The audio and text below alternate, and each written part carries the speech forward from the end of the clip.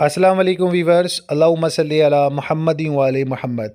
باودین زکریا university Multan کے LLB 3 سالہ programming کے الحق شدہ لاء کالجز کے طلبہ ذرا توجہ فرمائے۔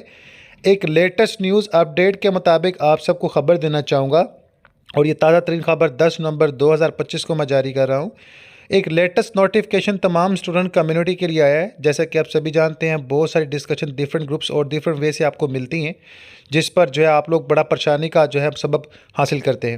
تمام والدین طلبات متوجہ ہوں۔ باودین زکریا یونیورسٹی ملتان نے منسوخی حلق لاء کالجز کے LLB 3 سالہ پروگرام کے دوسرے سالانہ امتحان 2019 کے طلبات کے لیے اسٹڈی سینٹر کا قیام کر دیا گیا تھا۔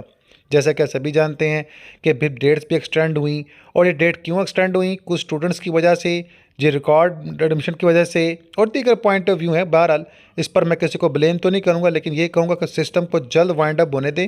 مزید وہ اپڈیٹ کرنے کے حوالے سے وہ آپ درخواست نہ دیں۔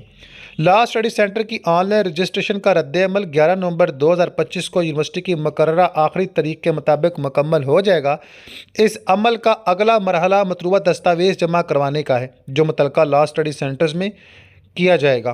لہٰذا وہ تمام امیدوار جو کہ دوسرے سالانہ امتحان 2019 کے امیدوار ہیں، جنہوں نے یونیورسٹی پورٹل کے ذریعے LLB 3 سالہ پروگرامنگ میں کامیابی کے ساتھ اندراج کر لیا ہے، انہیں ہدایت کی جاتی ہے کہ وہ کسی بھی قسم کی پریشانی سے بچنے کے لیے اپنے متعلقہ لاء اسٹڈی سینٹرز میں اپنے دستاویز جلد سے جلد جمع کروائیں اور اپنی فیس جمع کروائیں۔ اس عمل کو مکمل کرنے کی آخری تاریخ 25 نومبر 2025 دی گئی ہے، تاکہ آپ کے معاملے کو فائنڈ اپ کر کے آپ کی کلاسز کے نکات کے حوالے سے معاملات کو جلد سے جلد کمپلیٹ کیا جائے۔